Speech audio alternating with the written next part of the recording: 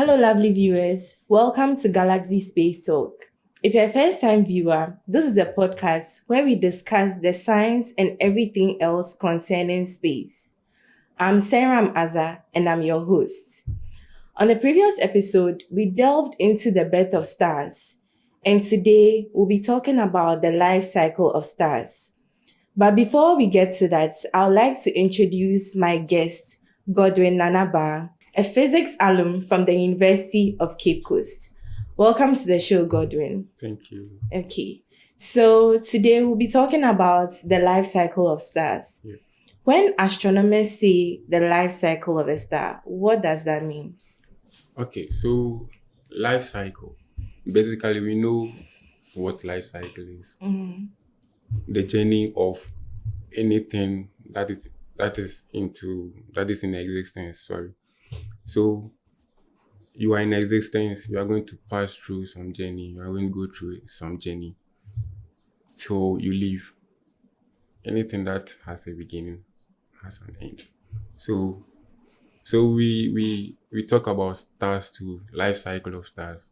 It's the complete journey of a star from its beginning, its birth, to its death.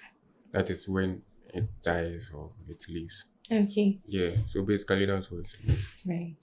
So I'm wondering, do all stars follow the same life cycle? Because on a previous episode, you mentioned that stars come in various or different sizes and then Yeah. shapes. So it depends on these sizes. Okay, They all don't follow the same cycle. right.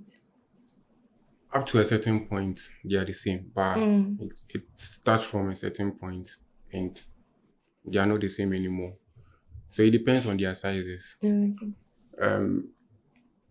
Low mass stars just end as white dwarfs, and high mass stars normally explode, what we call the supernova explosion. Okay. They explode, leaving or ejecting their content into space.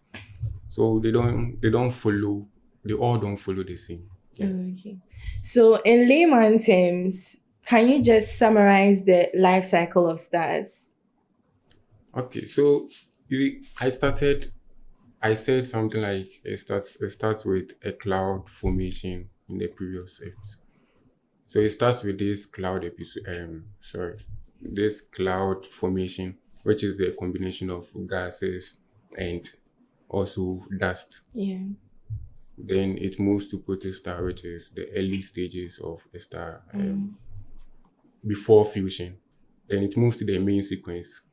That is the stage where the star starts to become an adult or it becomes an adult.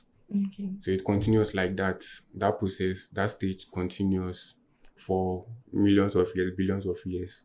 Then we move to when the gases start to deplete or it starts to run out of fuel.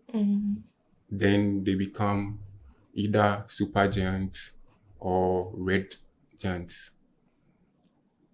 Then white dwarfs or supernova explosion. Okay. So those are so many drastic changes. And Yeah.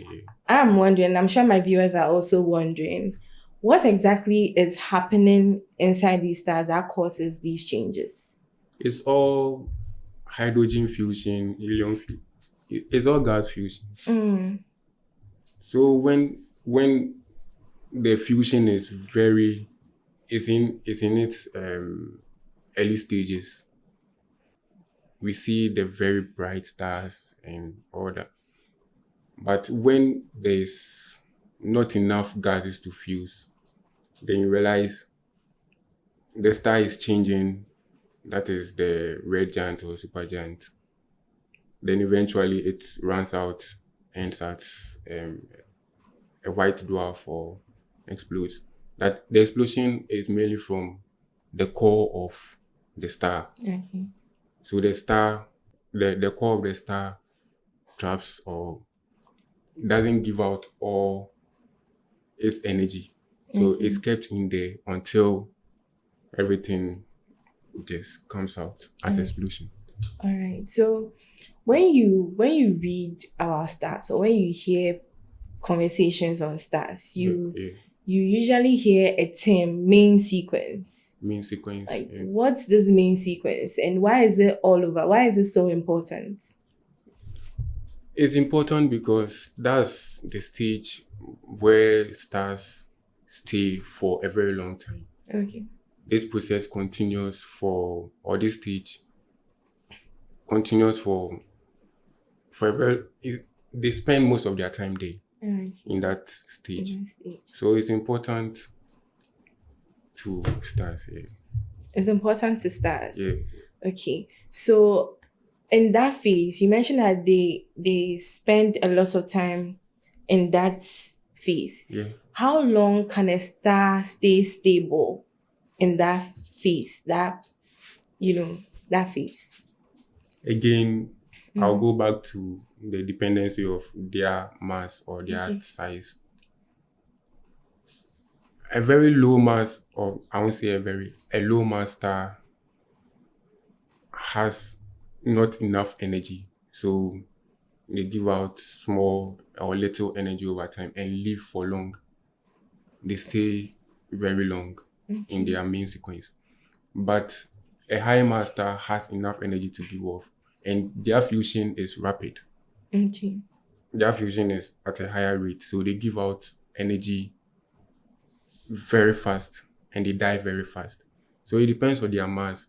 Low mass energy and low mass stars can be in their main sequence for, I don't want to use years Okay. because, but it's the low mass stars have a higher duration in their main sequence than high mass stars.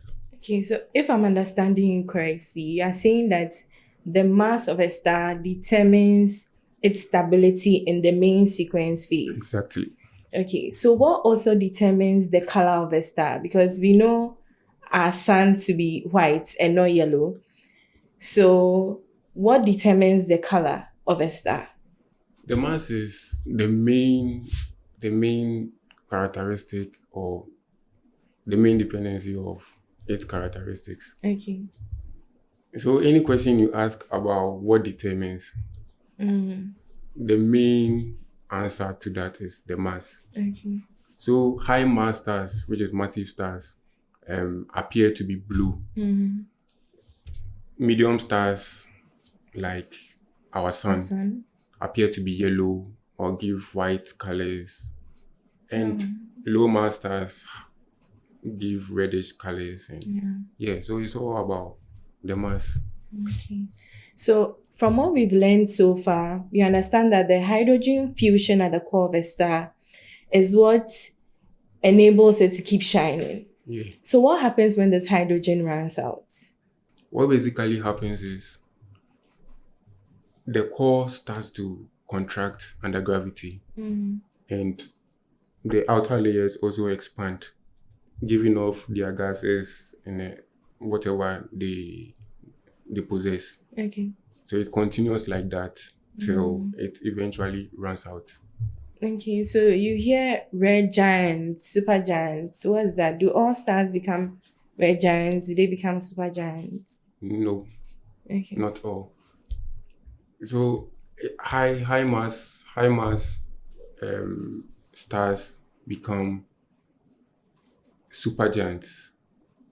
High mass stars High mass stars become super giants. supergiants, Okay. and low mass stars become red giants. So supergiants, and they are almost the same, but with a difference in size. Sorry. Okay. So this is also interesting because I was thinking because they are all stars, they go through the same processes. No, And no. then yes. So what makes studying stellar life cycle so important? Understanding the life cycle of stars is important because it helps us know how the galaxy or how galaxies evolve and where elements come from. So yeah, it's important because stars are part of the galaxies. And since we study space, anything in space, we can't live stars out. Yeah. Thank you, Godwin, for coming on the show. It's always great having you. And thank you, viewers, for tuning in today. I hope you learned something new. Don't forget to like and subscribe for more episodes. My name is Seram Azza. Catch you on the next episode where we talk about the death of stars. Bye for now.